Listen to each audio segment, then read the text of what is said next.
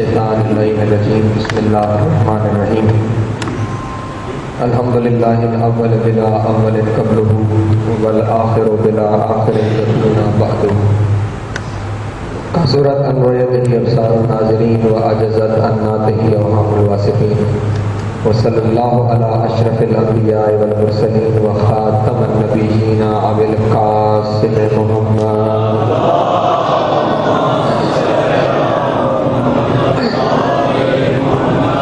وآلہ الطیبین الطاہرین المعصومین الشرفاء الذین اذهب اللہ عنہم الرجس وطہرہم تطہیرا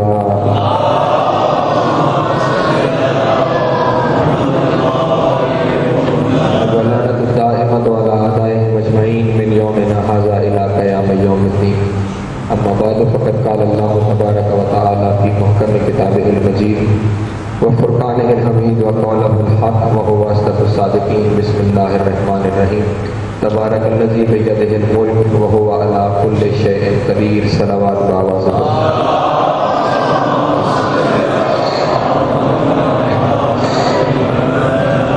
سامعین محترم، طبیعت کی ناسازی کی وجہ سے ذہن منتشر تھا کہ مجھے آج کی مجلس میں آپ کے سامنے کیا بیان کرنا ہے، لیکن میں شکر گزار ہوں جناب بوترا بصری صاحب کا اور جناب حسان عباس علی صاحب حضرات کا کہ ان کے سلام نے اور ان کی رباعیات نے میرے لیے آج کے موضوع کی راہ ہموار کر دی ہے۔ انہوں نے اپنے سلام میں ایک مصرع پڑھا کہ جس کا مفہوم یہ تھا کہ خدا کا کام حسین نے کیا، اور جناب نے اپنی ایک ربائی میں یہ ارشاد فرمایا کہ علی کے ہاتھ میں صرف عقدہ کشائی ہی نہیں بلکہ پوری خدائی ہے۔ تو جناب والا، خدا کا سارا کام کرنا بنتا ہی محمد و آل محمد کی ذمہ داری ہے۔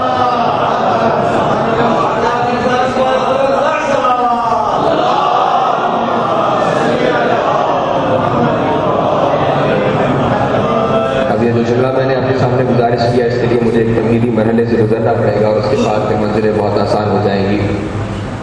رسول خدا کا ایک مشہور و معروف فرمان ہے کہ جسے تمام مسلمانوں نے اپنی کتابوں میں نقل کیا ہے، حتیٰ کہ ابن حجر مکی نے اپنی کتاب سوائے کے محرقہ میں بھی رسول خدا کے اس فرمان کو نقل کیا ہے کہ رسول خدا نے ارشاد فرمایا اول ما خلق اللہ نوری، کہ خداوند عالم نے سب سے پہلے میرے نور کو خلق فرمایا۔ خداوند عالم نے سب سے پہلے میرے نور کو خلق فرمایا۔ عزیزان محترم، جب بھی کوئی نئی چیز بنائی جاتی ہے تو اس کے بنانے سے پہلے اس چیز کی اصل کا ہونا بہت ضروری ہوتا ہے۔ توجہ فرمائیے، مثلا اس وقت یہ ممبر ہے، یہ ممبر اس وقت تک وجود میں نہیں آ سکتا جب تک اس سے پہلے اس کی اصل لکڑی موجود نہیں ہوگی۔ جب یہ لکڑی ہوگی، اس کے تراش خراش کے آلے موجود ہوں گے تو پھر یہ لکڑی ممبر کی صورت اختیار کرے گی۔ یہ ساؤنڈ سسٹم آپ کے سامنے موجود ہے، جب تک یہ لوہا نہیں ہوگا، یہ پلاسٹک نہیں ہوگا، یہ کاپر وائر نہیں ہوگی، اس وقت تک یہ ساؤنڈ سسٹم وجود میں نہیں آ سکتا۔ اس کا مطلب یہ ہوا کہ جب بھی کوئی چیز بنائی جاتی ہے تو اس کے ہونے سے پہلے اس کی اصل کا ہونا ضروری ہے۔ یہ بات طے ہے کہ جب بھی کوئی چیز بنائی جائے گی اس کے ہونے سے پہلے اس کی اصل کا ہونا ضروری ہے۔ اب سوال میرا یہ ہے کہ جب رسول خدا یہ ارشاد فرما رہے ہیں کہ خداوند عالم نے سب سے پہلے میرے نور کو تخلیق کیا، تو یہ نور محمد مصطفیٰ کی اصل کیا تھی؟ توجہ میرے بات، یہ نور رسالت موت کی اصل کیا تھی کہ جس سے یہ نور وجود میں آیا؟ اگر تو یہ مان لیا جائے کہ کوئی اصل تھی کہ جس سے اس نور نے وجود حاصل کیا، تو پھر وہ اصل اول ہو جائے گی، تخلیق میں وہ اصل اول ہو جائے گی، رسول دوسرے درجے پہ چلے جائیں گے۔ لیکن رسول کہہ رہے ہیں کہ میں سب سے پہلے ہوں۔ اس کا مطلب یہ ہوا کہ ایک وہ بنانے والا تھا، ایک یہ پاکیزہ بننے والا تھا، اس نے اپنے نور سے پاکیزہ محمد کے نور کو خلق فرمایا۔ اس نے اپنے نور سے نور رسالت پاک کو تخلیق کیا۔ اور اب کوئی مجھے یہ کہہ سکتا ہے کہ جب اس نے اپنے نور سے نور رسالت پاک کو جدا کیا تو کیا اس کے نور میں کوئی نقص آ گیا؟ توجہ فرمائیں گے میرے پاس، آپ انوالو رہیں گے۔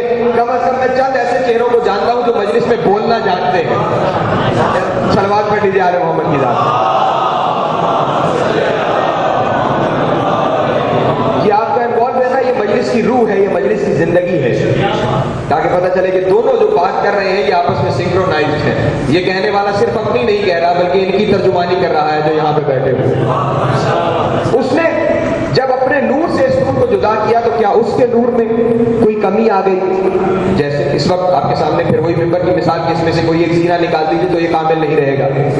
یہ مائکرو فون کا سسٹم، اس میں سے کچھ نکال دیجیے کامل نہیں رہے گا.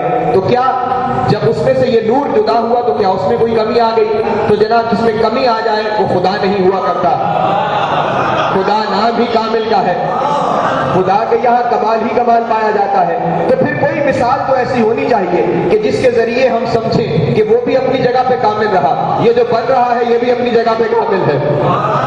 کچھ تو ہمارے ذہن کو سمجھنے کے لیے کچھ تو چاہیے. تو جناب والا بزرگ حضرات یہاں پہ تشریف فرما ہے، انہوں نے یقیناً یہ منظر دیکھا ہوا ہوگا، اور اگر واقعہ جس طرح کام کر رہا ہے اس طرح کرتا رہا تو ہمیں بھی دیکھنے کو نصیب ہوگا کہ گھروں میں روشنی کے لیے دیے جلائے جاتے تھے. دیے گھروں میں روشنی کے لیے دیا روشن کیا جاتا تھا. اب ایک کمرے میں وہ دیا روشنی دے رہا ہے، اس دیے کی روشنی کی ضرورت ہے دوسرے کمرے میں. تو کیا کیا جاتا تھا؟ بازار جا کر ایک دوسرا دیا لے کر آتے تھے، اس پہلے دیے کے منہ کو دوسرے دیے کے منہ سے ملاتے تھے. نہیں اس دیے کو اس دیے کے منہ سے ملایا جاتا تھا. یہ دیا اپنی جگہ روشن رہتا تھا، وہ دیا اپنی جگہ پھر مکمل روشن ہو جاتا تھا. نہ اس کی روشنی میں کوئی کمی آتی تھی، نہ اس کی روشنی میں کوئی کمی ہوتی تھی. بس خداوند عالم کی توحید کا دیا کائنات میں روشن تھا. اس نے اپنی توحید کے دیے سے عصمت کے 14 دیوں کو روشن کر کے کائنات کو منور کر دیا.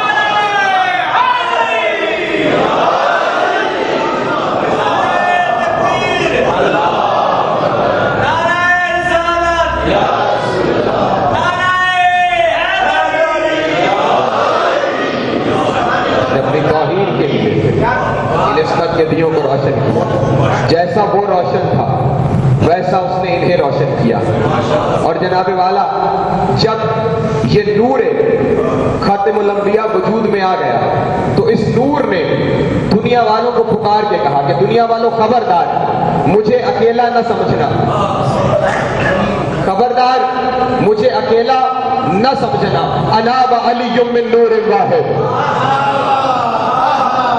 میں اور علی ایک ہی نور کے دو حصے ہیں. اور عزیزان محترم اس کی توحید کو بچانے کے لیے ضروری بھی تھا کہ یہ دو ایک جیسے پیدا کیے جائیں، کیونکہ تھا اس کا نور، وہ تھا وحدہ لا شریک، ایسا احد کہ جس کا کوئی شریک نہیں تھا. اب یہ جو اس نے بنایا تھا اپنے نور سے، جیسا وہ روشن تھا ویسا یہ روشن تھا. اسی کے نور کی اصل سے یہ نور بنا. تو اب اگر اس کا شریک نہ ہوتا تو یہ بھی لا شریک ہو جاتا. تو ضروری تھا کہ اس کے ساتھ والا کوئی ہوتا. اسی لیے جب اس نے اپنے لیے قرآن مجید میں کہا تو کہا قل هو اللہ احد، میں وہ ہوں کہ جو احد ہے. اور انہوں نے جب اپنے بارے میں کہا تو کہا انا وعلی من نور واحد. ہم ایک احد اور واحد میں فرق یہ ہے، احد ایسی اکائی کو کہتے ہیں جو دو آدھوں میں نہ بٹ سکے، اور واحد اسے کہتے ہیں جو دو نصف میں بٹ جائے. اس احد نے یہ واحد بنایا، اور یہ واحد دو حصوں میں مشتمل تھا، ایک نور علی، ایک نور نبی. اچھا عجب بات یہ ہے کہ وہ خداوند عالم جو قادر مطلق ہے، جو حکیم ہے، جس کی قدرت سے کچھ باہر نہیں ہے، اسے یہ ضرورت کیوں پیش آئی کہ وہ ایک نور کے دو حصے کر رہا ہے؟ اس نے دو الگ الگ نور کیوں نہیں تخلیق کر دیے؟ توجہ فرمائیں گے میرے محترم. جیسا اس نے نور رسالت ماں کو تخلیق کیا تھا ویسا ہی نور علی مرتضیٰ کو تخلیق کر دیتا. یہ ایک ہی نور کو دو حصوں میں کیوں تقسیم کر رہا ہے؟ تو عزیزان محترم ایک دن یہ سوال مجھ پہ بھی ہو گئے. ایک صاحب آئے اور انہوں نے مجھ پہ یہ سوال کر دیا. یاد رکھیے گا جب بھی آل محمد کے حق کے بارے میں کوئی سوال ہو تو ایک لمحے کے لیے پریشان ہونے کی ضرورت نہیں ہے. اور کیوں نہیں ہے میں ابھی آپ کے سامنے بیان کرتا ہوں. حضرت امام جعفر صادق علیہ السلام، امام کے ایک صحابی ہیں ابو بصیر، اکثر مختلف شہروں کے سفر پہ رہتے تھے. ایک دن کوفہ شہر کا سفر کر کے مدینے میں آئے. امام علیہ السلام مسجد میں تشریف فرما ہے. سامنے سے ابو بصیر آئے، قریب کر آ کے سلام عرض کیا، امام نے سلام کا جواب دیا، ابو بصیر بیٹھ گئے۔ امام نے ابو بصیر کے چہرے کو بغور دیکھنے کے بعد کہا، ابو بصیر تم اکثر ہماری محفل میں آتے ہو، یہاں پہ آ کے بیٹھتے ہو، لیکن آج تمہارے آنے کا انداز کچھ جدا ہے، آج تمہارے چہرے پہ کچھ رونق ہے، تمہارے ہونٹوں پہ مسکراہٹ ہے، تمہاری پیشانی چمک رہی ہے، ایسا لگتا ہے کوئی کامیابی حاصل کر کے آ رہے ہو۔ فرزند رسول، بے شک آپ تو جانتے ہیں میں شہروں کے سفر پہ رہتا ہوں، کوفہ گیا تھا، کوفہ میں لوگوں کا امام ایک رہتا ہے، توجہ فرمائیے گا میرے، لوگوں کا بنایا ہوا ایک امام کوفہ میں رہتا ہے، اس کے ساتھ میری بحث ہو گئی، آپ کے حق کے اوپر میرا اس کے ساتھ مناظرہ ہو گیا۔ مولا چند لمحوں کی دیر تھی کہ میں نے مناظرے میں اسے شکست دے دی، وہ مناظرے میں مجھ سے ہار گیا۔ امام نے کہا، ابو بصیر تمہیں مبارک ہو، خداوند عالم تمہارے علم میں مزید اضافہ کرے۔ ابو بصیر نے آمین کرنے کے ساتھ ہی کہا، لیکن مولا ایک مسئلہ ہے، وہ مسئلہ میں آپ سے دریافت کرنا چاہتا ہوں۔ ہاں ابو بصیر پوچھو کیا مسئلہ ہے؟ کہا، مولا مسئلہ یہ ہے کہ جو مناظرہ تھا وہ سڈن مناظرہ اچانک ہوا، کوئی پلان نہیں تھا، اور وہ مجھ سے سوال کرنا شروع ہوا اور مجھے ایک لمحے کے لیے سوچنے کی ضرورت نہیں پڑتی تھی، ایسے لگتا تھا جواب میری زبان پہ پہلے سے رکھے ہوئے ہیں۔ وہ پوچھتا چلا جا رہا تھا، میں جواب دیتا چلا جا رہا تھا، وہ پوچھتا چلا جا رہا تھا، میں جواب دیتا چلا جا رہا تھا۔ کہا، ابو بصیر اس میں حیران ہونے والی کون سی بات ہے؟ بہرحال تم بھی اپنے ذہن میں محفوظ کر لو، قیامت تک آنے والے ہمارے شیعوں تک ہماری یہ بات پہنچا دینا، جب بھی کوئی تمہارے سامنے آ کے ہمارے حق کے بارے میں سوال کرے، پریشان ہونے کی ضرورت نہیں ہے، زبان تمہاری چلتی چلے جائے گی، لفظ بنا کے ہم رکھتے چلے جائیں گے، یہ لفظ بنا کے عطا کرنا ہمارا حق ہے، دفاع کرنا بھی ہمارا کام ہے۔ تو صاحب میرے گھر میں آ گئے اور انہوں نے کہا، جناب کہ یہ دو نور الگ الگ بنائے جاتے، یہ ایک ہی نور کے دو حصے کرنے کی ضرورت کیا تھی؟ تو جناب میں نے کہا، آپ میرے گھر میں مہمان ہیں، میں آپ کی تواضع کرنا چاہتا ہوں۔ میں دوڑا دوڑا گھر میں گیا، میرے ایک دوست نے کشمیر سے اپنے ایک باغ سے جو اس کا سب سے اچھا درخت تھا، ایک سب سے اچھا درخت، اس کے سیب توڑ کے مجھے تحفۃً بھیجے تھے۔ باغ میں سے ایک ہی درخت کے جتنے سیب آئے وہ ایک ہی، اس ایک کو ذہن میں رکھیے گا، آئے تحفے میں میرے پاس میری فریج میں پڑے ہوئے، میں گیا، میں نے ایک سیب لیا، اچھا خاصا سیب، اور اسے میں نے درمیان سے دو حصوں میں کاٹا اور میں نے جناب کے سامنے رکھا۔ وہ مولوی صاحب انہوں نے پہلے حصہ کھایا، پھر انہوں نے سیب کا دوسرا حصہ کھایا۔ جب وہ کھا چکے تو میں نے پوچھا، جناب مولانا یہ دونوں کیسے تھے؟ یہ دونوں کیسے تھے؟ انہوں نے کہا، حضور یہ آپ نے دونوں کیوں کہا؟ یہ ایک ہی سیب کے تو تھے، جیسا مزہ پہلے میں تھا ویسا مزہ دوسرے میں تھا، جیسا ذائقہ وہاں پہ تھا ویسا ذائقہ یہاں پہ تھا، جیسی خوشبو وہاں آ رہی تھی ویسی خوشبو یہاں آ رہی تھی۔ میں دوڑا دوڑا گیا، میں نے ایک اور سیب لیا اور وہ بھی میں نے انہیں دیا، وہ سیب بھی کھا گئے۔ میں نے کہا، حضور یہ کیسا تھا؟ کہنے لگے، تھا یہ بھی بہت مزیدار تھا، یہ بھی بہت میٹھا تھا، یہ بھی بہت اچھا، لیکن دونوں میں 19-20 کا فرق ضرور تھا۔ میں نے کہا، حضور والی ایک ہی باغ کے ایک ہی درخت کے سیب تھے۔ انہوں نے کہا، بھلے ایک ہی باغ ہوگا ایک ہی درخت ہوگا، لیکن دونوں میں 19-20 کا فرق ضرور تھا۔ میں نے کہا، مولانا آپ کو آپ کے سوال کا جواب نہیں مل گیا۔ اگر اللہ یہ کہتا کہ میں نے محمد اور علی کے دو نور پیدا کیے ہیں تو آپ کہتے جناب ہیں تو دونوں نور، لیکن 19-20 کا فرق ضرور ہے۔ اس نے یہ کہتے کہ ایک ہی نور میں دونوں حصے ہیں، بتا دیا جیسا میرا محمد ہے ویسا میرا علی ہے۔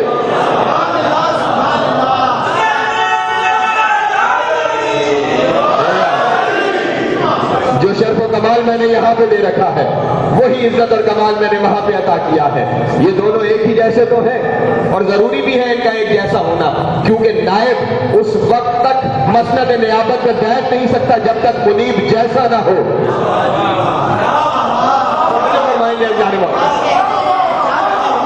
ابھی کل اسلام آباد میں بڑی چہل پہل تھی، جلوس کچھ نکالے گئے، جو حضرات یہاں اسلام آباد میں پتا ہوگا، کم از کم دنیا کو 1400 سال بعد اتنا تو سمجھ میں آ گیا کہ اگر کسی کو زندہ رکھنا ہو پھر جلوس نکالنے ضروری ہوا کرتے ہیں، ٹھیک ہے جناب۔ تو جب رسول خدا دنیا سے تشریف لے کے گئے تو جو پہلے صاحب رسول کے بعد مسند خلافت پہ آئے، انہوں نے وہ زینہ چھوڑ دیا جہاں رسول بیٹھتے تھے، نیچے بیٹھے، ایک زینہ چھوڑ کے بیٹھے۔ دوسرے صاحب آئے، انہوں نے پہلے دونوں زینے چھوڑ دیے، تیسرے پہ بیٹھے۔ تیسرے صاحب آئے، انہوں نے تینوں زینے چھوڑ دیے، چوتھے زینے پہ بیٹھے۔ امیر کائنات کی ظاہری خلافت کا جو وقت آ رہا تھا تو اب لوگوں نے یہ سمجھا کہ جناب پہلا زینہ چھوڑ دیا گیا، دوسرا تیسرا بھی چھوٹ گیا، اب یہ کیا کریں گے، زمین پہ بیٹھ کے حکومت کریں گے۔ تو جناب والا کوئی پریشانی کی بات نہیں تھی، علی زمین پہ بیٹھے یا منبر پہ بیٹھے، علی علی ہے، علی کی حکومت کو جگہ کی ضرورت نہیں ہے۔ لیکن عزیزان محترم وہ سارے دیکھنے والے دیکھ رہے تھے کہ اب علی کرے گا کیا۔ عزیزان محترم جو پہلے آ رہے تھے وہ رسول جیسے نہیں تھے، لیکن جو اب آ رہا تھا وہ رسول جیسا تھا۔ جب منبر کے قریب آئے وہاں پہ بھی پاؤں رکھا جہاں تیسرا بیٹھتا تھا، وہاں پہ بھی پاؤں رکھا جہاں دوسرا بیٹھتا تھا، وہاں پہ بھی قدم رکھا جہاں پہلا بیٹھتا تھا، وہاں بیٹھے جہاں رسول بیٹھتے تھے، اور کہا الحمدللہ الذی رجع الحق علی مقامہ، تمام تعریفیں اس اللہ کے لیے ہیں جس نے حق کو اس کے مقام پر پلٹا دیا ہے، جو حق کو اس کے مقام پہ لے آیا ہے۔ کیوں؟ یہ دونوں ہیں ایک جیسے، خالق نے انہیں بنایا ایک جیسا۔ اچھا تو اب جو میں جہاں سے میں نے بات شروع کی تھی، یا رب عالم، خدا بند عالم، تو نے یہ نور تخلیق کر دیے جو ایک جیسے ہیں، تو بتا تو صحیح کہ تو نے ان انوار کو بنایا کیوں؟ حکیم کا فعل حکمت سے خالی نہیں ہوتا، تو جب انہیں بنا رہا ہے تو یقیناً کوئی نہ کوئی راز پنہا ہے جس کی وجہ سے تو نے انہیں خلق فرمایا ہے، تو نے اپنے نور سے انہیں وجود عطا کیا ہے۔ تو پھر آواز خدا بند عالم آئی، کن تو کنزن مخفیہ، میں ایک چھپا ہوا خزانہ تھا، فاحببت ان اعرف، میں نے چاہا کہ میں پہچانا جاؤں، فخلقت الخلق، تو میں نے انہیں پیدا کر دیا۔ اس نے چاہا کہ وہ پہچانا جائے تو اس نے انہیں پیدا کر دیا۔ کس کو؟ محمد اور علی کو۔ عزیزان محترم چاہا دل سے جاتا ہے، اللہ جانے وہ بے دل کا دل کون تھا جو چاہ رہا تھا کہ یہ پہچانا جائے، اس نے چاہا تو اس نے انہیں خلق کر دیا۔ اچھا تو پتہ یہ چلا کہ مقصد تخلیق ان کا جو ہے وہ اس کو پہچانوانا ہے کہ وہ پہچانا جائے۔ پہچاننے کے دو ہی طریقے کائنات میں رائج ہیں، معرفت کے دو ہی طریقے پوری دنیا میں رائج ہیں۔ معرفت کا پہلا طریقہ ہے معرفت بالذات، معرفت کا دوسرا طریقہ ہے معرفت بالصفات۔ ذات کی معرفت سے کیا مراد ہے؟ مثلا میں یہاں نہیں آیا تھا، برادر عظیم عباس یا ظفر عباس آپ کے سامنے آئے اور وہ آ کے کہیں کہ جناب ایک صاحب ابھی آئیں گے، باقی نقوی صاحب، انہوں نے جو ہی کہا میں آپ کے سامنے آ گیا، آپ نے مجھے دیکھا اور مجھے دیکھ کر پہچان لیا، یہ ذات کی معرفت ہے کہ ذات آپ کے سامنے آئی، آپ نے دیکھ کر پہچان لیا، یہ ذات کی معرفت ہے۔ اچھا میں نہیں آیا تھا اور مجھے آنے میں دیری تھی، تو انہوں نے آ کے کہا کہ جناب ایک صاحب آئیں گے، ان کا نام باقر نقوی ہے، ان کی خطابت کا انداز کچھ ایسا ہے، وہ مصائب کا رنگ یوں ہے، فضائل اس انداز سے پڑھتے ہیں، اردو زبان میں تقریر کرتے ہیں، ان کا حلیہ ایسا ہے، وہ میرے بارے میں یعنی صفات میری بیان کرتے چلے جائیں گے۔ تو کیا ہوگا؟ آپ کے ذہن میں میرا ایک نقشہ بنتا چلا جائے گا، اس نقشے کے ذریعے آپ مجھے پہچانتے چلے جائیں گے۔ یہ جو معرفت ہو رہی ہے یہ ذات کی معرفت نہیں ہو رہی ہے، صفات کی معرفت ہو رہی ہے۔ آپ میری صفات کے ذریعے مجھے پہچانتے چلے جا رہے ہیں۔ عزیزان محترم اس کی ذات کی معرفت ناممکن تھی کیونکہ وہ سامنے آ نہیں سکتا تھا، اگر وہ آ جائے تو وہ اللہ نہیں رہتا تھا، اس لیے اس کی ذات کو پہچاننا ممکن نہیں تھا۔ دوسرا طریقہ تھا کہ صفات کے ذریعے اسے پہچانا جاتا۔ عزیزان محترم صفات کی معرفت اس وقت تک کامل نہیں ہو سکتی جب تک کہ ان صفات کا اظہار نہ کر دیا جائے۔ توجہ فرمائیں گے سارے حضرات محترم دوست، اس وقت تک یہ معرفت کامل نہیں ہو سکتی جب تک کہ ان صفات کا اظہار نہ کر دیا جائے۔ انہوں نے کہا کہ وہ اردو زبان میں تقریر کرتے ہیں اور میں یہاں پہ آ کے پنجابی پڑھنا شروع کر دوں، کیا ہوا؟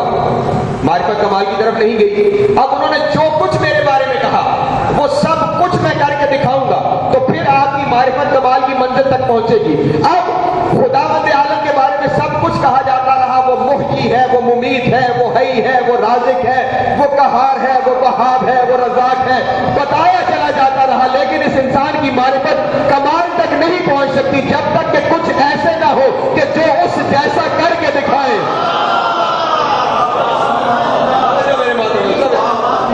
ضرور ایسے ہونے چاہیے تو اس جیسا کر کے۔ فرق کیا ہے؟ ایک رسول سے پہلے ایک کم 1,24,000 انبیاء آئے، کوئی 80 مسلمان کر سکا، کوئی 100 مسلمان کر سکا، کوئی 10 مسلمان، کوئی ہزاروں سال کی تبلیغات، 2,500 سال حضرت نوح علیہ السلام، کتنی بڑی تبلیغ، 80 مسلمان، یہ ہزاروں سال کی تبلیغات والے کوئی 80 مسلمان کر سکا, کوئی 100 مسلمان کر سکا, لیکن میرے پاکیزہ رسول کی 2500 سال نہیں ہے, 2.5 عشرے بھی پورے نہیں بنتے. توجہ فرمائیں گے, 23 سال کا ہے وہ عرصہ کہ جس نے رسول خدا نے اعلان رسالت کے بعد تبلیغ کا کام سر انجام دیا ہے. جو 2.5 سال میں انبیاء نہ کر سکے وہ یہ 2.5 عشروں میں کر گیا. فرق کیا تھا؟ وہاں پہ کمی کون سی تھی, یہاں پہ وہ کمال کون سا تھا؟ فرق بس اتنا تھا, ان 1,24,000 انبیاء کے ساتھ وہ موجود نہیں تھا کہ جو صفات الہی کا مظہر تھا. توجہ میرے محترم دوست, کمی ہی یہ تھی. وہاں پہ وہ پنہا ان کی مدد تو کر رہا تھا لیکن سامنے آ کے اس کی صفات کا اظہار نہیں کر رہا تھا. اس کے ساتھ کمال یہ تھا کہ جو کچھ وہ تھا وہ سب کچھ کرنے والا اس کے ساتھ موجود تھا. ہاں, اس کی صفات کو ظاہر کرنے والا اس کے ساتھ موجود تھا. اس نے کہا کہ میں محیی ہوں, میں زندگی عطا کرتا ہوں. لوگ کبھی کسی نے نہیں دیکھا کہ وہ آیا ہو. اچھا, قرآن میں بلکہ عربی زبان میں علماء کرام تشریف فرما ہے, جناب قبلہ مختار حسین ساتھی صاحب قبلہ صاحب جو یہاں پہ پیش نواز ہے تشریف فرما ہے, 2 الفاظ استعمال ہوتے ہیں, ایک احیاء اور ایک انشاء. احیاء وہ ہوتا ہے کہ کوئی چیز مردہ ہو اور اس مردے کو زندگی عطا کی جائے, اور انشاء یہ ہوتا ہے کہ کوئی شے نہیں تھی, لا شے کو شے کر دیا جائے, لا شے کو شے کر دیا جائے. اس نے اپنے آپ کے لیے یہ بھی استعمال کیا کہ میں انشاء کرتا ہوں, میں لا شے کو شے بنا دیتا ہوں, اور میں محیی بھی ہوں, میں مردوں کو زندگی بھی عطا کرتا ہوں. عزیزان محترم, دنیا نے کبھی نہیں دیکھا تھا کہ اس نے کبھی آ کر کسی مردے کو زندہ کیا ہو. اس لیے انہوں نے محیی کی صرف سنی تو تھی لیکن محیی کو کبھی محیی بنتے ہوئے دیکھا نہیں تھا کہ ایسا ہوتا کیسے ہے. لیکن ایک دن عزیزان محترم امیر کائنات کوفہ شہر سے باہر نکلے, حضرت قمر ساتھ ساتھ چلتے چلے جا رہے ہیں. قبرستان میں امیر کائنات داخل ہوئے. قبرستان میں داخل ہوتے ہوئے ایک پرانی قبر کو علی نے ٹھوکر مار کے کہا, قوم باذنی, اٹھ میرے حکم سے. قبر سے مردہ اٹھا اور اٹھتے ہی جو ہی اس کی نگاہ علی کے چہرے پہ پڑی, کہا السلام علیکم یا امیر المومنین, اے مومنین کے امیر آپ پر میرا سلام. وعلیکم السلام یا عبداللہ الصالح, اے اللہ کے صالح بندے تجھ پر بھی میرا سلام. کچھ گفتگو ہوئی. قمر کہتے ہیں میری سمجھ میں نہیں آئی. امیر کائنات نے اسے اجازت دی, مردہ قبر میں چلا گیا, قبر بند ہو گئی. امیر کائنات آگے چلنا شروع ہوئے, قمر پیچھے بھاری قدموں کے ساتھ چلتے چلے جا رہے ہیں. چند قبریں گزارنے کے بعد امیر کائنات پھر ایک قبر کے پاس رکے. قمر ہمارا مصلی لاؤ, قمر ہمارا مصلی لاؤ. قمر نے مصلی دیا, مصلی بچھایا گیا. امیر کائنات نے 2 رکعت نماز پڑھی. نماز پڑھنے کے بعد ہاتھوں کو بلند کر کے کہا, میرے اللہ تجھے واسطہ ہے اپنے ولی علی کا. اپنی زبان سے علی کہہ رہا ہے, یا اللہ تجھے واسطہ ہے اپنے ولی علی کا, اس قبر کے مردے کو میرے لیے زندہ کر. کہنے کی دیر سے مردہ پھر باہر آیا. امیر کائنات کے ساتھ پھر کوئی گفتگو ہوئی. مردہ پھر قبر میں چلا گیا. امیر کائنات نے مصلی لپیٹا, قمر کے ہاتھ میں دے کے علی نے چلنا شروع کیا. قمر جہاں کھڑا تھا وہی کھڑے رہ گئے. امیر کائنات نے چند قدم چلنے کے بعد محسوس کیا کہ قمر پیچھے رک گیا ہے. پلٹ کر دیکھا, قمر چند قدم پیچھے وہیں پہ قبر کے پاس کھڑے ہوئے ہیں. قمر کیا ہوا؟ مولا ایک مشکل درپیش ہے.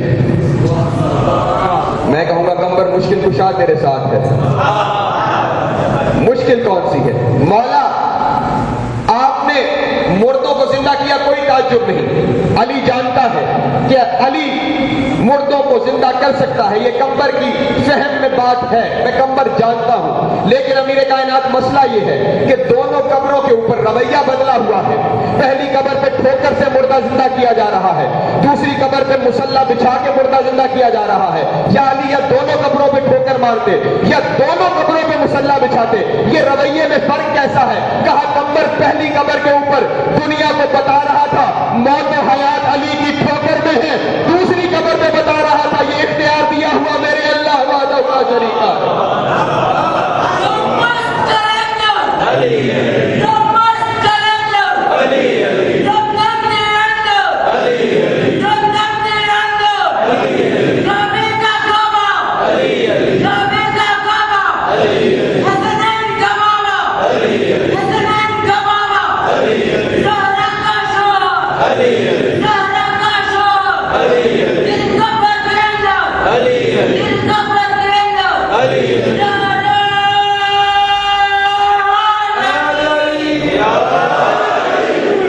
ہے اللہ نے محترم، بتا رہا تھا کہ یہ میرے پاس اختیار ہے کہ میں کیا کچھ کر سکتا ہوں. یہ تھا محیی کا کام.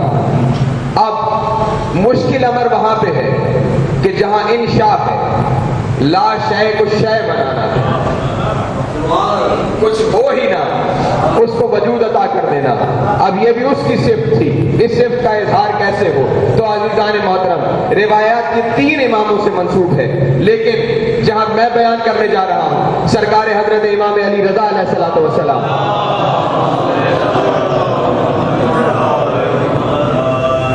3 طرح کی چیزیں ہوتی ہیں: ایجاد، دریافت اور خلق. ایجاد ہوتی ہے چند موجود چیزوں کو ملا کر ایک نئی چیز بنا دینا. دریافت ایک پہلے سے چیز موجود تھی، دنیا کی نگاہوں سے چھپی ہوئی تھی، اسے دنیا کے سامنے لے آنا، یہ دریافت کہلاتا ہے. خلق کہ کچھ نہیں تھا اور اسے وجود میں لے آنا، لا شے کو شے بنا دینا، یہ خلق کہلاتا ہے، یہ انشاء کہلاتا ہے. اور یہ صفت ہے وحدہ لا شریک کے پاس. اب دنیا والوں کو کیسے پتا چلے کہ اس کے پاس یہ صفت موجود ہے؟ تو یہ یا علی بتا سکتا ہے یا علی کے بیٹے بتا سکتے ہیں. بیٹھے ہوئے ہیں دربار کے اندر، ہارون نے طے کیا کہ میں کرتا یہ ہوں. جادوگروں کو بلایا گیا کہ جادوگروں آ جاؤ، کوئی ایسا کام کرتے ہیں کہ جس کی وجہ سے محفل کے اندر آل محمد میں سے کسی کو شرمندہ ہونا پڑ جائے. جانتا نہیں تھا شرمندگی ہمیشہ اس کا مقدر ہوتی ہے جو ان کے سامنے آیا کرتا ہے. ان کے یہاں کچھ نہیں آیا. جادوگروں کو کہا یہ جو نوالے جو اٹھاتے چلے جائیں گے امام رضا علیہ السلام، ان نوالوں کو ہاتھوں سے اڑانا ہے. جادوگروں نے اپنا سحر کیا، وہ سحر امام پہ تو اثر کر نہ سکا. امام کا غلام ساتھ بیٹھا ہوا تھا، غلام کے ہاتھ سے نوالا اڑا. امام نے جب اپنے غلام کی طرف دیکھا، غلام نے کہا مولا میں آپ کے ساتھ آیا ہوں. جو جس کے ساتھ آتا ہے وہ اس کی عزت کا محافظ ہوا کرتا ہے. میں آپ کے ساتھ آیا ہوں اور یہ میرے ہاتھوں سے نوالے اڑا رہے ہیں. امام نے کہا پریشانی کی بات ہی کوئی نہیں. جادوگروں کی طرف دیکھا، پھر دیوار کے اوپر بنے ہوئے ایک شیر کی طرف دیکھا. وہ شیر کی تصویر ہے، شیر نہیں ہے. اور تصویر لا شے ہوتا ہے، شے نہیں ہوتا. دیکھیے نا، شے تو تب ہوگا کہ اس کا کوئی مٹیریل ہو، گوشت ہو، پوست ہو، ہڈیاں ہو، خون ہو، پھر وہ شے ہوگا. لیکن وہ شے نہیں ہے، وہ ایک تصور ہے، ایک لا شے ہے جو ایک دیوار میں بنی ہوئی ہے. کہیں مجھے پوری کتابیں اٹھا لیجیے، کہیں لکھا ہوا ہو کہ کہا ہو کون اسد باذن اللہ، اللہ کے اذن سے شیر ہو جا. کہا نہیں، کون اسد شیر ہو جا. وہ لا شے شے ہو گیا. اور عزیزان محترم، جس لا شے کو یہ شے کرے وہ عقل کی اس کامل منزل پہ ہوتا ہے. خدا کی قسم امام نے اسے نہیں بتایا کہ ان میں سے جادوگر کون سا ہے، تو اس جادوگر کو کھا. وہ شیر عقل کی اس منزل میں تھا، خود ہی وہاں گیا، جس کو کھانا تھا اس کو کھا کے چلا گیا. اور پھر عزیزان محترم، اب وہ تھا تو جو لا شے سے شے میں آیا تھا، امام نے لا شے کو شے بنایا تھا. یہاں جو بیٹھا ہوا تھا وہ شے تھا، بندہ تھا نا پورا بیٹھا ہوا، کھا گیا. ہارون نے کہا اسے شیر کو کہیے کہ یہ واپس کر دے. امام نے کہا اگر موسیٰ کے اژدہا نے جادوگروں کی رسیاں پلٹا دی ہوتی تو میرا شیر بھی اس جادوگر کو واپس کر دیتا. اس شیر کو امام نے واپس بھیجا. توجہ فرمائیے گا جان محترم، وہ جو لا شے سے شے بنا تھا اور ایک پوری شے کو کھا بھی گیا تھا، وہ پھر شے سے لا شے ہو گیا. نہیں توجہ فرما رہے میرے مولانا دوست، نہیں توجہ فرما رہے آپ حضرات. شے کو لا شے، لا شے کو شے بنایا، پھر شے کو لا شے بنا دیا. گویا یہ بتا رہے ہیں ہمارا تصرف اتنا ہے، ہم چاہیں تو نہ ہونے کو ہونا کر دیتے ہیں اور چاہیں تو ہونے کو نہ ہونا کر دیتے ہیں. یہ سب کچھ ہمارے اختیار میں ہے. کیوں؟ ہم اس کی صفات کو منوانے آئے ہیں، ہم اس کی صفات کے مظہر ہیں. اس نے ہمیں کنٹرول دیا ہوا ہے. وقت بڑی تیزی سے گزرتا چلا جا رہا ہے. وہ تھا عالم. میں نے کہا تھا، میں نے تقریر وہاں سے شروع کی کہ ساری خدائی ان کے ہاتھ میں اور اس کے کام کرنے ہی ان کے ذمے ہے. کہا گیا تھا وہ ذرے ذرے کا عالم ہے، لیکن دنیا نے نہیں دیکھا کہ کوئی ایسا آیا ہو کہ جو کائنات کے ہر ذرے کا عالم. امیر کائنات واپسی ہو رہی ہے جنگ صفین سے، ساتھ ساتھ ہے حضرت مالک اشتر. امیر کائنات کا گزر ہوا وادی نمل سے. کہاں سے؟ وادی نمل. جو ہی امیر کائنات وادی نمل میں داخل ہوئے، ساتھ ساتھ مالک اشتر لشکر ابھی کچھ منزل پیچھے آ رہا. مالک اشتر نے کیا دیکھا کہ وادی کا ماحول بدلنا شروع ہوا. وہ وادی یکا یک سیاہی سے بھرنے لگی. ایسے لگا جیسے پوری وادی پہ سیاہی چھا گئی، ہر طرف سیاہی ہی سیاہی موجود. غور سے دیکھا، چونٹیوں سے وادی بھر گئی، مکمل وادی چونٹیوں سے بھر گئی. مالک اشتر نے کہا مولا یہ کون سی جگہ ہے؟ کہا مالک اشتر یہ وہی وادی نمل ہے جہاں سے کبھی سلیمان پیغمبر کا گزر ہوا. ہم اسی وادی نمل سے گزرنے جا رہے ہیں. جب جناب مالک اشتر کی نظر پڑی، اس پورے چونٹیوں کا ایک صحرا بن گیا. دیکھ کے کہا کتنی عزت والا ہے وہ جو ان چونٹیوں کی تعداد کو جانتا ہے. کتنی عزت والا ہے وہ. اب دل میں تصور ہے خدا کا، کتنی عزت والا ہے وہ جو ان چونٹیوں کی تعداد کو جانتا ہے. امیر کائنات نے کہا مالک اشتر آپ کی زبان سے یہ بات نہیں جچتی. توجہ کہ آپ اس بات کو اس کی طرف منسوخ کریں. کہا کیوں مولا، کیا کوئی اور بھی ہے جو ان چونٹیوں کی تعداد کو جانتا ہے؟ سینے پہ ہاتھ رکھ کے کہا علی صرف ان چونٹیوں کی تعداد کو ہی نہیں جانتا، علی یہ بھی جانتا ہے ان میں نر کتنے ہیں، ان میں مادہ کتنے ہیں. عزیزان محترم امیر کائنات کی زبان سے یہ لفظ نکلنے کی دیر تھی، وادی نمل میں ہلچل پیدا ہوئی. آدھی چونٹیاں ایک طرف جانا شروع ہو گئی، آدھی چونٹیاں دوسری طرف جانا شروع ہو گئی. مالک اشتر نے ہاتھوں کو باندھ کر کہا مولا یہ کیا ہو رہا ہے؟ یہ وادی نمل میں ہلچل کیسی ہے؟ کہا تم نے سنا نہیں؟ میں جانتا ہوں کہ ان میں نر کتنے ہیں، ان میں مادہ کتنے ہیں. یہ چونٹیاں دلیل دے رہی ہیں کہ علی جانتا ہے نر ایک طرف جمع ہونا شروع ہو گئے ہیں، مادہ دوسری طرف جانا شروع. یہ دلیل دے رہی ہے، یعنی اب یہ چونٹیاں سن رہی ہے کہ علی کیا کہہ رہا ہے، یہ جانتی ہے کہ علی کیا کہہ رہا ہے. اور عزیزان محترم یہ چونٹیاں ہیں، انہوں نے بہت جگہ پر ولایت امیر المومنین کی گواہی دی. ہم نے یہ بھی کتاب مجید میں پڑھا تھا، اور 1,24,000 انبیاء بتاتے رہے کہ وہ رازق ہے، وہ کائنات میں رزق تقسیم کرتا ہے، لیکن کبھی کسی نے اس کو رزق تقسیم کرتے ہوئے نہیں دیکھا تھا. ایک دن ممبر کوفہ پہ بیٹھے ہوئے امیر کائنات نے ارشاد فرمایا سنو میں علی ہی وہ ہوں جو کائنات میں رزق کو تقسیم کرتا ہوں. بلکہ واقعہ ہوا کہ امیر کائنات نے بیٹھے ہوئے اپنی انگشت کو حرکت دی. ایسے بندہ اکٹھا محفل سے کہنے لگا یا علی یہ کیا کر رہے ہیں؟ کہا میں کائنات میں رزق تقسیم کر رہا ہوں. یہ آپ کی ایک انگشت کے اشارے سے کائنات میں رزق تقسیم ہو گیا. کہا اس میں شک کی بات ہی کوئی نہیں، اشارہ تو میں نے اپنی مرضی سے کر دیا. علی اشارہ نہ بھی کرے تو علی جو سوچ لے وہ ہو جایا کرتا ہے. رزق تو ہو گیا کائنات میں تقسیم. اگلے دن گیا اور جا کے ایک چونٹی پکڑی اپنے گھر سے ڈبیا میں بند کر لا کے اپنی جیب میں کے سامنے بیٹھ گیا. امیر کائنات نے اب حکمت علی ہے پھر اشارہ کیا، کھڑا ہو گیا. یا علی کیا کر رہے ہیں؟ کائنات میں رزق تقسیم کر رہا ہوں. یا علی رزق تقسیم ہو گیا؟ ہاں. ذرا پھر دیکھ لیجئے کوئی زیرو رہ نہ گیا ہو کہ جس تک رزق نہیں پہنچا.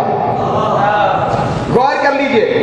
امیر کائنات نے کہا ہو گیا رزق تقسیم. کہا پھر سوچ لیجئے ایسا نہ ہو کہ کوئی رہ گیا ہو. امیر کائنات نے کہا ہزیان بولنے کی ضرورت نہیں ہے، جیب سے ڈبیا نکال جو چونٹی تو نے قید کی ہوئی ہے اس کے منہ میں چاول کا دانہ علی پہنچا چکا ہے.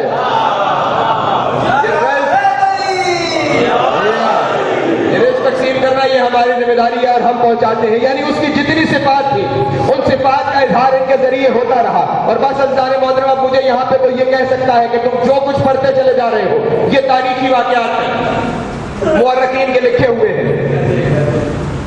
کوئی قرآن سے دلیل پیش کرو کہ جس سے یہ ثابت ہو سکے کہ خداوند عالم اپنے سارے کام اپنی حجت کے ذریعے کرواتا ہے.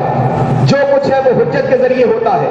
وہ خود یہ مجبوری ہے ہمارے نقص کی کہ ہم اس کے سامنے نہیں جا سکتے، اور اس کے کمال کی کہ وہ ہمارے سامنے نہیں آ سکتا.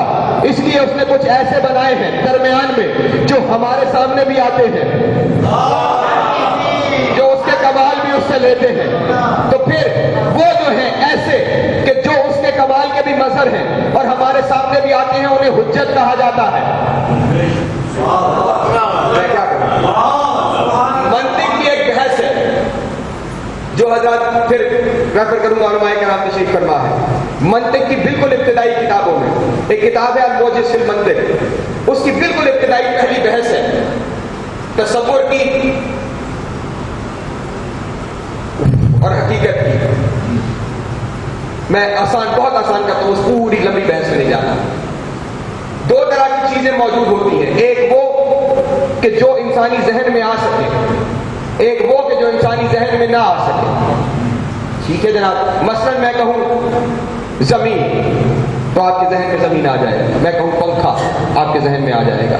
لیکن کچھ ایسی چیزیں جو ذہن میں نہیں آتی، مثلا خدا نہیں آ سکتا ذہن، جن دیکھا ہوا نہیں ہے ذہن میں آنا مشکل ہے، روح دیکھا ہوا نہیں ہے ذہن میں آنا مشکل ہے.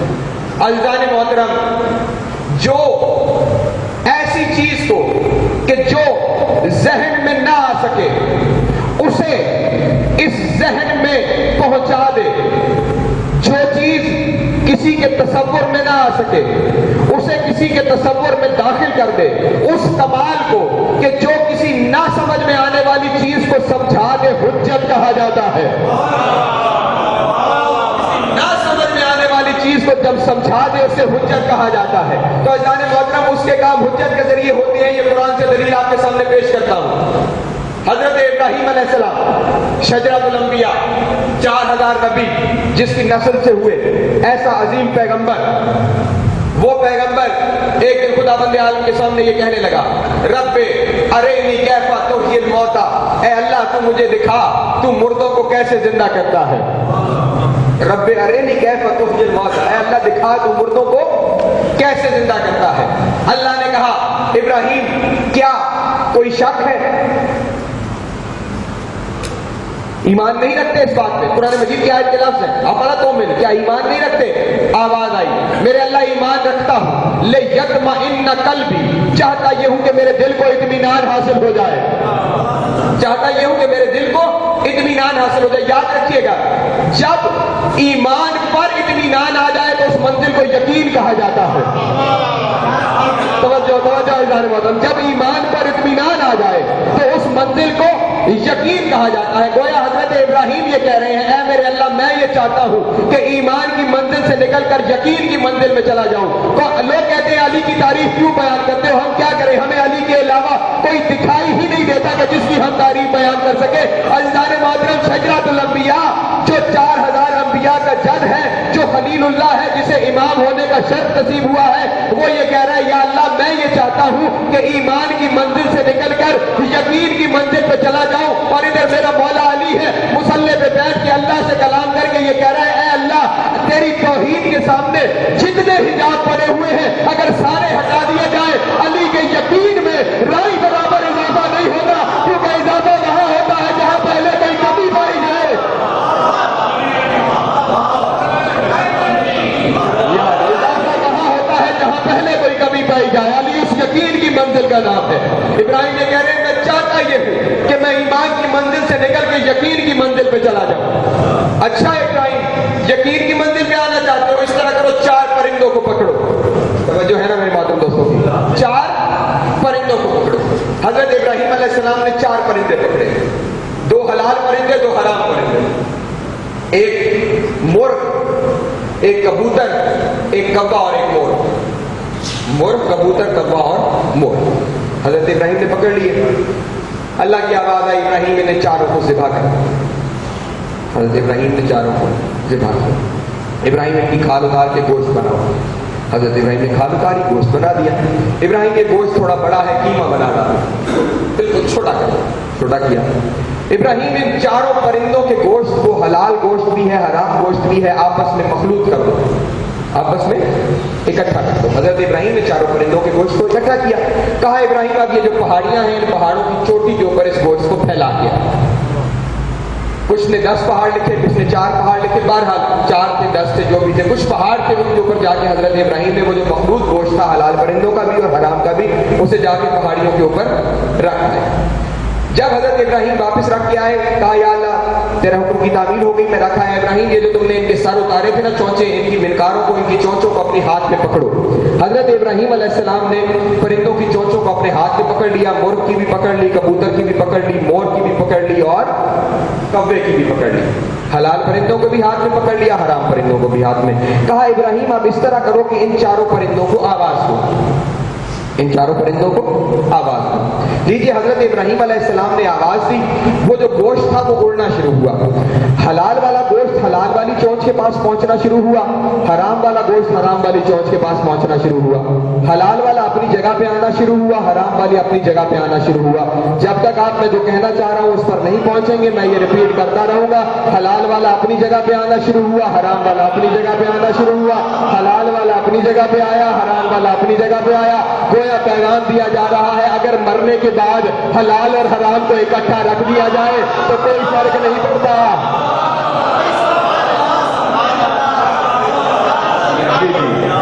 कोई फर्क नहीं पड़ता। जब बुलाया जाता है, हलाल वाला अपनी मंजिल पर आता है, हराम वाला अपनी जगह पे जाता है। ये कानून आलमी कानून है, चाहे वो मक्का हो या मदीना।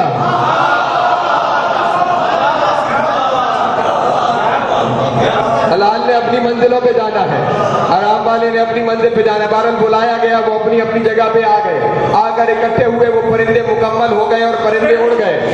अल्लाह ने कहा, इब्राहिम देखा हम मुर्दों को कैसे जिंदा करते हैं, ईमान हो गया, इत्मीनान हो गया? हाँ या अल्लाह, हमें इत्मीनान हो गया कि आप मुर्दों को जिंदा करते हैं। अब मैं यहाँ पे हाथ बांध के कहूंगा, या अल्लाह एक मसला है। हजरत इब्राहिम तो समझ गए शजरतुल अंबिया, मुझे समझ में नहीं आ रहा। उसने ये पूछा था कि बता तू मुर्दों को कैसे जिंदा करता है, ये बता, इस पूरे प्रोसेस में तू कहाँ है?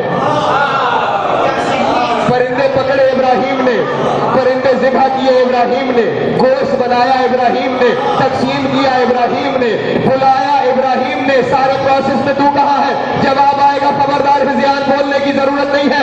याद रखना, ये हमारा कानून है। हमारी हुज्जत जो कुछ करे वो हुज्जत नहीं कर रही, वो हम कर रहे होते हैं। अब समझ में आया, अगर नबी बुलाए और कोई भागता चला जाए, वो नबी को छोड़ के नहीं, अल्लाह को छोड़ के भाग रहा था। जो अल्लाह को छोड़कर भागे वो मुशरिक हुआ करता है। मुशरिकों की याद में जुलूस नहीं निकाले जाते। ठीक है, बहरहाल साबित किया कुरान मजीद ने कि हुज्जत का काम अल्लाह का काम होता है और अल्लाह हुज्जतों को अपने इख्तियारात दिया करता है। यही हजरत इब्राहिम अलैहिस्सलाम नमरूद के सामने मुनाजरा, नमरूद के साथ, मेरा अल्लाह वो है जो मुर्दों को जिंदा करता है और जिंदों को मौत देता है। नमरूद ने कहा, इसमें कौन सा मसला? काल कोठरी से एक मौत के कैदी को छोड़ दिया, एक अच्छे खासे बंदे को पकड़ के मार दिया। कहा, देखो हम मौत भी देते हैं, हम जिंदगी भी देते हैं।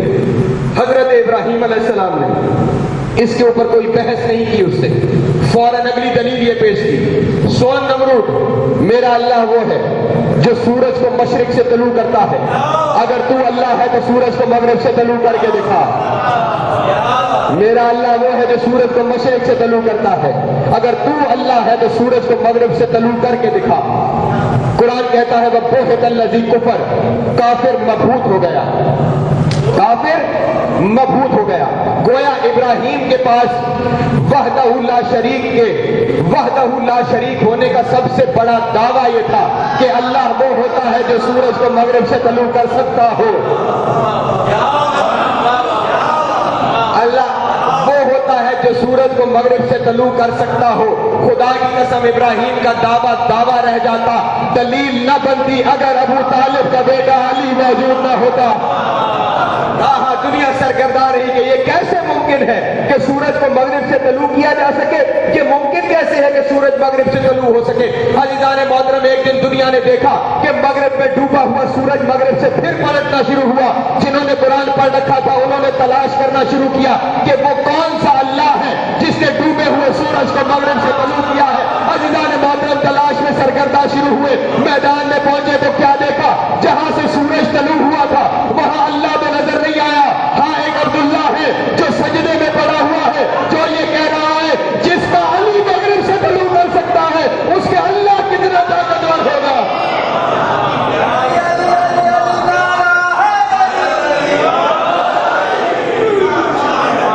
जिसके अली में इतनी बड़ी ताकत है वो खुद कितना बड़े कुव्वतों का मालिक होगा।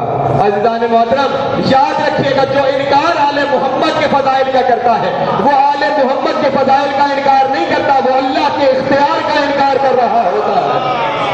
हाँ, इनमें शक उसमें शक है। जब वो नुमाइंदा बना کے بھیجتا ہے تو کامل بنا کے بھیجتا ہے. کام جو ہے اس کو پہچانوانا. چھوٹی سی مثال ہے، کوئی یہاں سے آپ حضرات کیپٹل میں بیٹھے ہوئے ہیں، جب یہاں سے سفارتکار بھیجا جاتا ہے دوسرے ملک میں تو کیا کیا جاتا ہے؟ سفارت کے اختیارات دیے جاتے ہیں کہ تم جب وہاں پہ جا رہے ہو تو ہماری جگہ پہ جا رہے ہو، تم یہ اختیارات استعمال کر سکتے ہو. گویا وہ اس کی جگہ پر موجود ہوتا ہے، اس کے اختیارات کو استعمال. آپ وہاں پہ بیٹھے اور سامنے والا آئے سامنے اور کہے کہ جناب ہم یہ والا معاہدہ کرنا چاہتے ہیں، وہ کہے جناب نہیں یہ تو کرنے کا میرے پاس اختیار ہی نہیں ہے. وہ کہے گا تو جناب آپ سفارتکار کیسے ہیں؟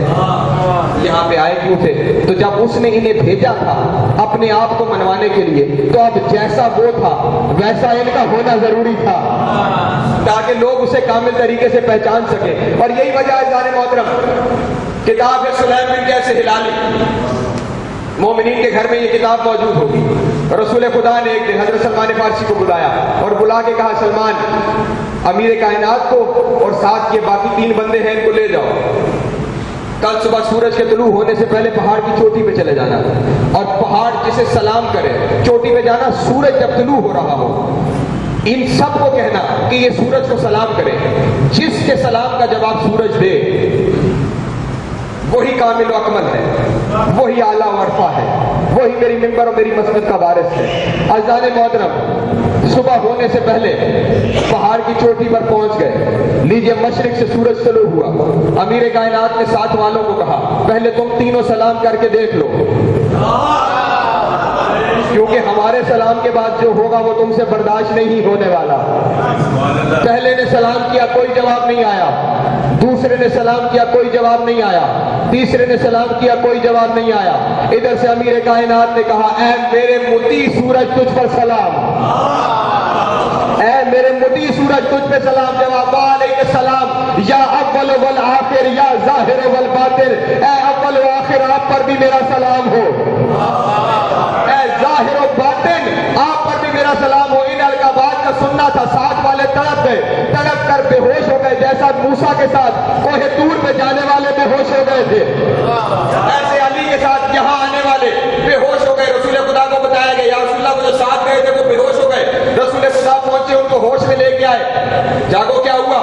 یا رسول اللہ بڑی پریشانی کا شکار ہے، سورج نے شرک کر دیا. توجہ نہیں فرمائی میرے محترم دوستو. حقیقت سن کے ہمیشہ مقصر کہتا ہے کہ شرک ہو گیا ہے. شرک کر دیا سورج نے. کون سا شرک کر دیا سورج نے؟ یا رسول اللہ وہ سورج علی کو سلام کا جواب کرتے ہوئے کہہ رہا تھا وعلیہ السلام یا اول والآخر، اے اول و آخر آپ پر میرا سلام ہو. یا رسول اللہ ہم نے تو آپ سے سنا ہوا ہے کہ اول اور آخر اللہ کے القابات ہیں، یہ اسماء الہی ہیں. سورج کو کیا ہو گیا ہے کہ یہ علی کو اول و آخر کہہ رہا ہے؟ رسول نے کہا سورج کو کچھ نہیں ہوا، تمہاری عقلوں پہ حیف ہے، وہ اول و آخر حقیقت میں ہے، یہ اس کا ظاہر ہے.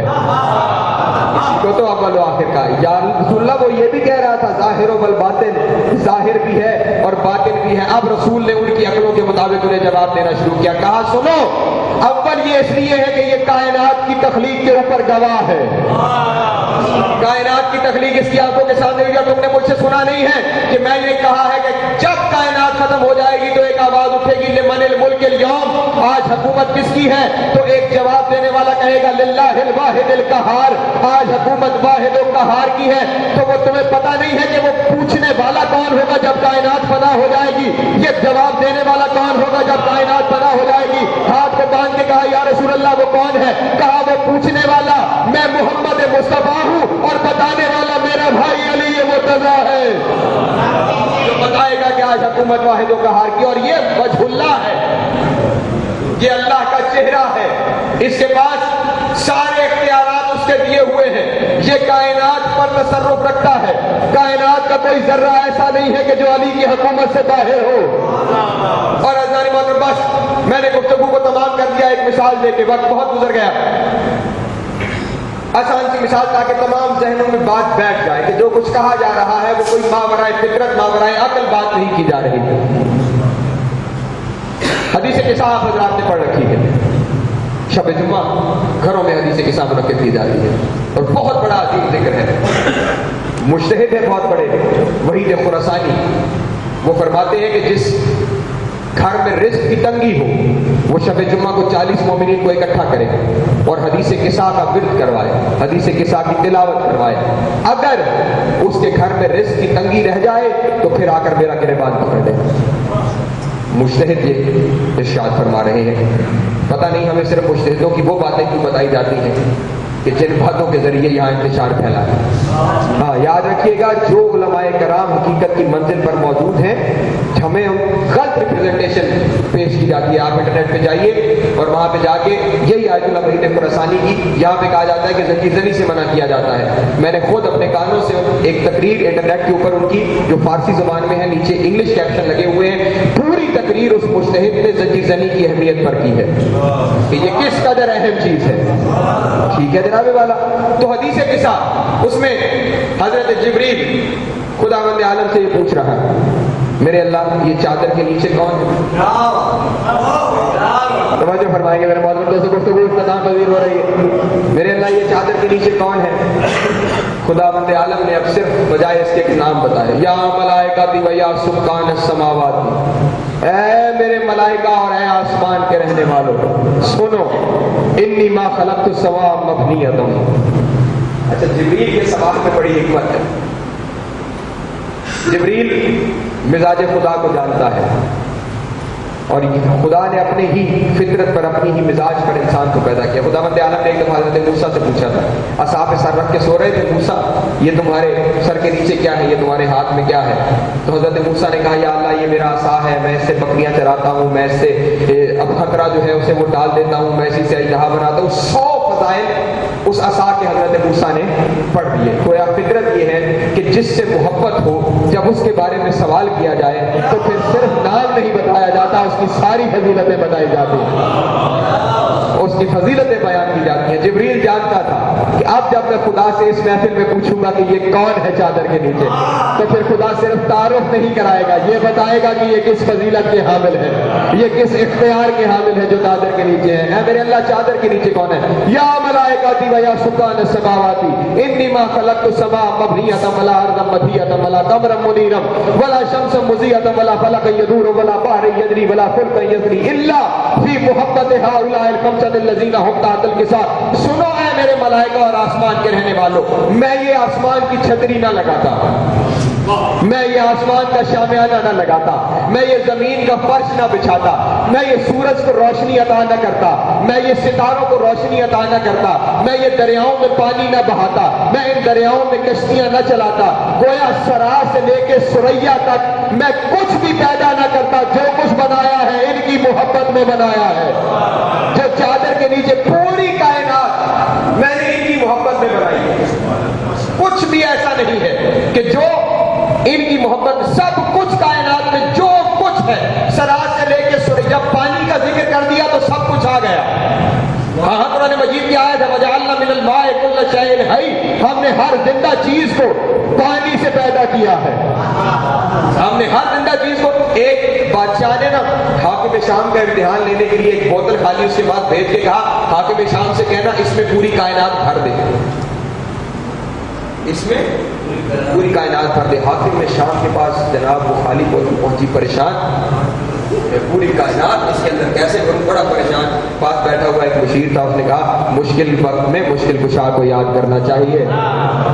दुश्मनी अपनी जगह पे, जरा वहां पैगाम भेजो ताकि वहां से कोई जवाब आए तो हमारी इज्जत बच सके। भेज दिया आपने कासिद को कि जाके वहां तुम अपनी तरफ से ये सवाल करना, हमारी तरफ से सवाल न करना। वो जब पहुंचा अमीर कायनात के सामने बोतल को लेकर, कहा जनाब वाला इसमें पूरी कायनात को बंद कर दीजिए, ये आपका इम्तिहान है। कहा ये तू खुद सवाल करने नहीं आया ना, तू खुद इम्तिहान करने आया है। जिसने तुझे भेजा है उससे जाके कहना कि जब हमारे बगैर मुश्किलें हल नहीं होती तो हमारे दरवाजे पे झुक क्यों नहीं जाता आके। कहा यानी अब आपको पता ही है तो फिर हल कर दीजिए मुश्किल को। कहा मुश्किल कुशा है, जो भी मुश्किल लेके आएगा हल करना हमारा काम है। कंबर जाओ इस बोतल में पानी भर के ले आओ, क्योंकि अल्लाह ने कायनात के उस अजीम किताब में ये इरशाद फरमाया है कि हमने हर जिंदा चीज को पानी से पैदा किया है। जब पानी इसमें भर गया समझो हर जिंदा चीज इसमें भर दी गई। ठीक है जनाबे वाला। तो अब हमने कायनात का जर्रा जर्रा इनकी मोहब्बत में पैदा किया है।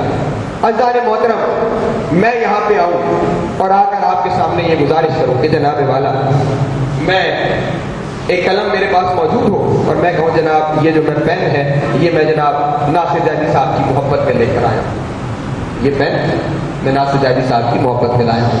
और फिर मैं साथ ही कहूँ जनाब नासिर जादी साहब ये पेन में लाया आपकी मोहब्बत में हूँ, लेकिन मेहरबानी फरमाइएगा इस पेन के अंदर रोशनाई भरने की ज़रूरत नहीं है। तवज्जो नहीं फरमा रहे मेरे मोहतरम। फिर मैं कहूँ जनाब जैसे साहब पेन है तो आपकी मोहब्बत में, लेकिन मेहरबानी फरमाइएगा इससे लिखने की भी ज़रूरत नहीं है। थोड़ी देर बाद ये भी खड़े हो जाएंगे और आप भी खड़े हो जाएंगे और आपने मुझे ये कहना है कि जनाब वाला, जब इस कलम को, इस पेन को इस्तेमाल करने का इख्तियार इन्हें नहीं देना था तो फिर ये एहसान जतलाने की जरूरत क्या थी कि ये पेन मैं इनकी मोहब्बत में लेके आया हूँ। बस मैं भी यही कहना चाहता हूँ, जब खुदावंद आलम ने कायनात पर मोहम्मद वाले मोहम्मद को इख्तियार देना नहीं था तो कायनात बनाने की जरूरत क्या थी। जब बनाई इनकी मोहब्बत में है तो इख्तियार भी इन्हें अता किया है। कायनात का कुल्ली इख्तियार इनके पास है, जब चाहते हैं, जो चाहते हैं, जैसा चाहते हैं कर सकते हैं। और हर खुतबे में इमाम इरशाद फरमाते रहे, हम चाहे तो जमीन को आसमान कर दे, हम चाहे तो आसमान को जमीन कर दे। और इमाम हसन ने महफिल में बैठे हुए बंदे को कहा था, हम चाहे तो औरत को मर्द कर दे, हम चाहे तो मर्द को औरत बना डाले। ये हमारे इख्तियार में है कायनात। क्यों? हम उसके नुमाइंदे हैं। जब उसको पहचानवाना है तो फिर उस जैसा इख्तियार लेके आना है। अब कायनात को चाहिए था कि इनके दरवाजे पे आ जाए, ताकि सजदा रेज़ हो जाए और इनसे फयूज़ व बरक़ात हासिल करे। आ जाते इस दरवाजे पे, लेकिन अज़ीज़ान मोहतरम, जनाब मरहूम शौकत ज़ैनी साहब की बुलंदी दर्जात के लिए मजलिस अज़ा है और बहुत सा ज़िक्र 5 कुरान मजीद के ख़त्म भी किए गए हैं। दुआ है कि ये सारा सिलसिला, इसका सवाब उनकी रूह को पहुँचे और उनके दर्जात आली हैं, खुदावंद आलम मुताली फरमाए। लोगों को चाहिए था कि इस दरवाजे पे आ जाए। ऐसा नहीं है कि नहीं आए हैं, इस दरवाजे पर आए हैं, लेकिन कभी आग लेकर आए हैं, कभी नेज़े लेकर आए हैं, कभी रसूल की बेटी को जख्मी करने आए हैं, कभी बतूल की बेटी को जख्मी। इस घराने की किस्मत अजीब है। एक मुसीबत जो इस वक्त मेरी निगाहों के सामने है, बस वही मैं आपके सामने बयान करता हूँ। अहले बैत का कैद हुआ काफिला शाम के बाजार के बाहर पहुंच गया। बीवियों को ऊँटों से उतरने का हुक्म आ गया। अली की बेटियों को ऊँटों से उतारो। इस बाजार का सफर पैदल कर रहा है। अज़ान मोहतरम, यूं ही काफिला बाजार के करीब हुआ, अली की बड़ी बेटी ने चलने से इनकार कर दिया। इस इनकार का पता जब शिमर को चला तो शिमर अपना ताजियाना लेके तारीख करबला सज्जाद की कमर पे रकम करना शुरू। इमाम ने पूछा, शिमर ऐसा क्यों कर रहे हो? कहा, तुम्हारी फूफी ने चलने से इनकार कर दिया है। जब तक अली की बेटी चलेगी नहीं उस वक्त तक मैं जुल्म करता रहूँगा। इमाम ने कहा, मुझे अपनी फूफी से पूछ लेने दो कि शहजादी ने चलने से क्यों इनकार किया। अज़ीज़ान मोहतरम, इमाम पहुँच गए शहजादी ज़ैनब के सामने और आकर कहा, फूफी अम्मा, कूफा जैसी मुश्किल मंजिलें गुजार आई हो, उस शहर से कैदी बन के गुजर आई हो कि जिस शहर में कभी शहजादी बन के गई हो, अब शाम के बाजार में चलने से इनकार क्यों है? कहा, मेरा बेटा, मेरी जान, चलने से इनकार नहीं है, लेकिन एक राज है जो राज मैं तुम्हें बताना चाहती हूँ।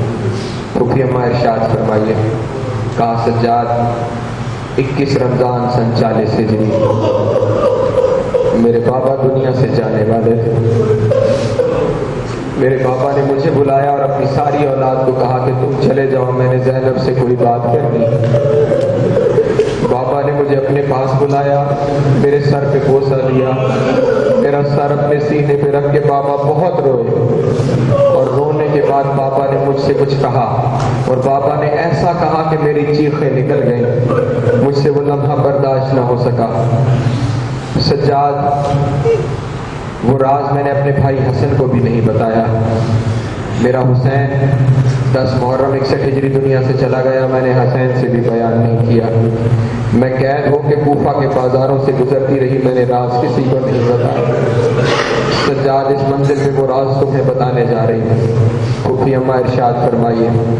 کہا سجاد، میرے بابا علی نے یہ کہا تھا زینب تو 70 قدم پہ کھڑے ہو کے حسین کو ذبح ہوتا ہوا دیکھ لے گی، تو کوفہ شہر سے گزر جائے گی، لیکن زینب جب تو شام کے شہر کے باہر پہنچے گی وہاں لاکھوں بدماشوں کا مجمع ہوگا، لوگ شراب پی کے رقص کر رہے ہوں گے، ہر کوئی انگلیاں اٹھا اٹھا کے پوچھ رہا ہوگا ان میں علی کی بیٹی زینب کون سی ہے، ان میں علی کی بیٹی زینب کون سی ہے۔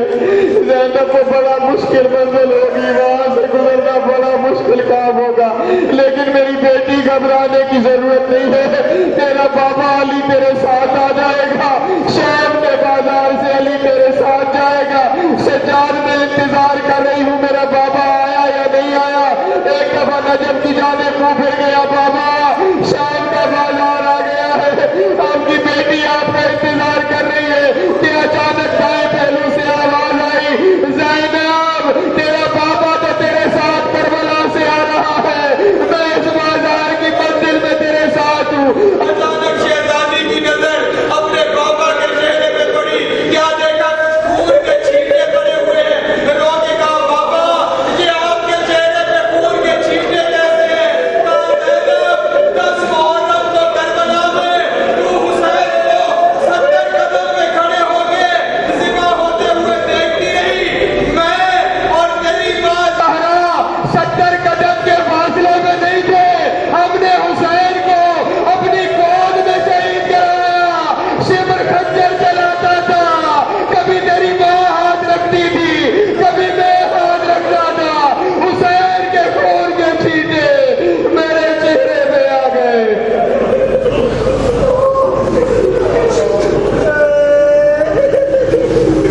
سیالہ الذین ظلموا ایہم القلب ینقلبون ولعنۃ اللہ علی اعدائہم اجمعین۔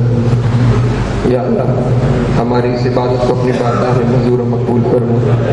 اس کے صدقے جناب محترم شوکت علی زیدی صاحب مرحوم ابن سید شمشاد حسین زیدی صاحب کی شفاعت فرما، ان کی قبر اور محشر کے منازل کو آسان فرما، شفاعت محمد والے محمد نصیب فرما، جوار معصومین میں اعلیٰ مقام نصیب فرما، ان کے پسماندگان کو صبر جمیل عطا فرما، پسماندگان کو مرحوم کے لیے صدقہ جاریہ قرار دے۔